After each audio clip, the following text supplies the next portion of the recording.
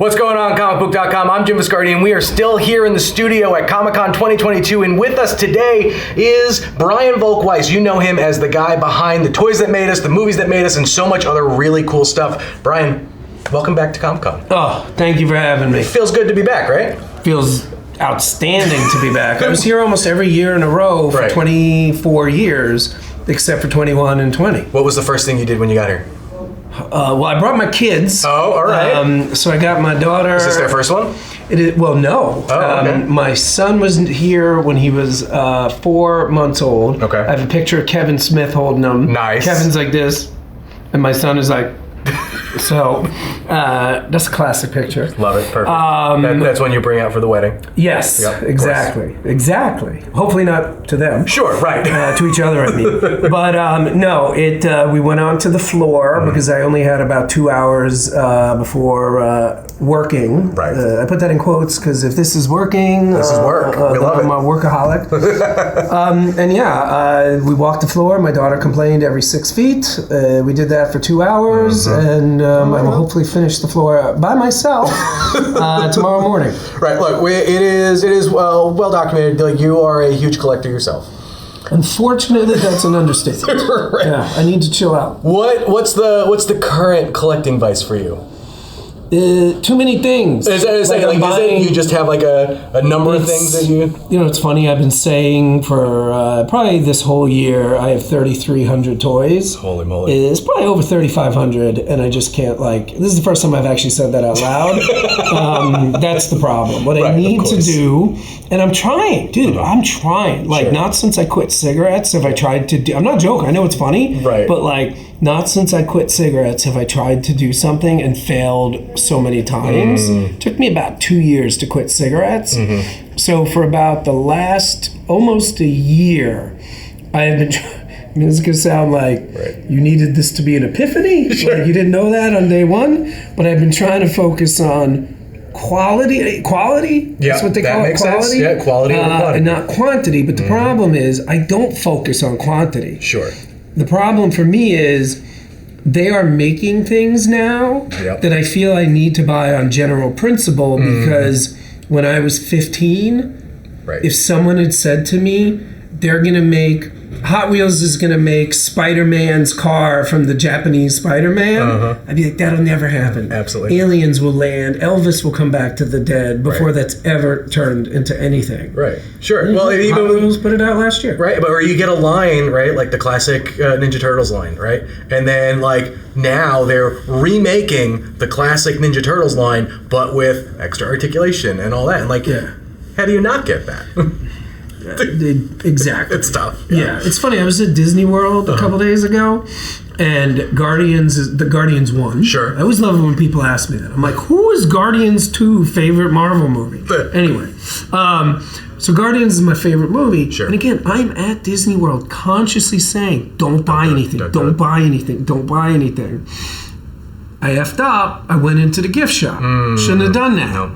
The problem is, they had I love vehicles, especially science fiction vehicles. Sure. And up until 2 days ago, the only vehicle you could buy was the Milano. Right. Now they're doing one of the, what do you call it? Those yellow Nova Cores. Yeah. Now they have a $15 Nova Core. So it's $15. Sure. Is that the end of the world? No. But apparently, if you spend $15 300 times a month, it does add up. It does add up. Yeah. It's incredible. I want to, while we're on the subject, let's talk a little bit about the toys that made us. Obviously, for collectors, it was an awesome series. How did you go about, what other toy lines are on the cutting room floor? Well, there's none on the cutting room floor. Okay. There are lines that, God willing, when we continue, which may or may not be happening soon. All right. But there are lines we want to do. We know exactly what we want to do. Power Rangers. What's that? Power Rangers. We've done Power Rangers. Oh, that's right. You did Power Rangers. Season 3. Yep, Season 3. Yep. I remember making that one. Yeah. But it would, the easy one to tell you, the one where I'm like, we gotta do it, it's driving me nuts we haven't done it, is for lack of a better word, superheroes. But it would be superpowers. Right. If it were up to me, I would do an episode only on Batman. Sure. Because that's like my favorite superhero. But it'd probably be a little broader than that. Right. All right. Well, let's talk a bit about. We'll talk about movies. Move to movies for a second. There are so many really cool anecdotes that get shared during all this stuff. I have to imagine that you've got just like notebooks full of that. Is there ever an opportunity that you think that maybe like whether it's a book or something else where like you get like a director's cut basically of movies that made us? Yeah, so there is a Blu-ray for seasons 1 and 2, and there's a lot of extras. I mean, it's literally 4 discs. 2 of them are extras. I had no idea they had done DVDs for them. Yeah, Blu-rays. Blu-rays, well, right, sorry, yeah. You get in trouble when you say DVD these days. And I learned that the hard way. Right. And then I believe, listen, we can do it. I could do it tomorrow. Sure. We got a lot of stuff going on, and it's funny, this is the 5-year anniversary of Toys That Made Us. This probably should have been the year we put out season 3 on Blu-ray, but instead we're putting out collector's coins. We will do it. Yeah. But like, it's funny, we just, for this new show, we got the first ever on-camera interview with Marcia Lucas. Right. And I've been asked a lot, like, because I tell everybody it was a 6-hour interview. Sure. In the series, she's probably only in it for a combined total of 30 minutes. Wow. So I got 5.5 hours of Marcia. That's a lot. So I've been asked a few times, like, do you think you would ever put that out just as a standalone thing? And I'm like, well, first of all, as much as this all for me is a hobby I've turned into a career, right. I do need to make money, and because that's what allows me to do the next thing. Sure. So a lot of people asking that question. Sure. That tells my business brain, and by the way, my geek Star Wars brain, which inspired my entire career. Yep. Like, maybe we should do what the fans want. That's awesome. Well, let's talk about that first. Let's talk about that for a second. Your new project. Yes. What can you say? What can you give us a little bit more of a tease of for it? When is this going to air? We can air. I mean, this can go whenever. As long as it's not today, I can get. It's not today. Answer. Okay. So the show is called Icons Unearthed. Season 1 was all about Star Wars.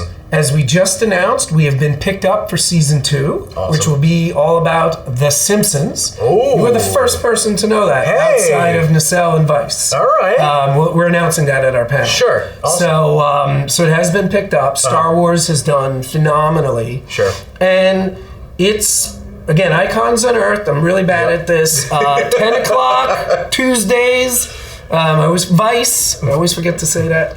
Can you say who obviously you know the Lucas of the Simpsons stuff for you is? We just got greenlit. All right. It's all getting going. All right. We literally found out like last week. That's awesome. So now it's time to get to work.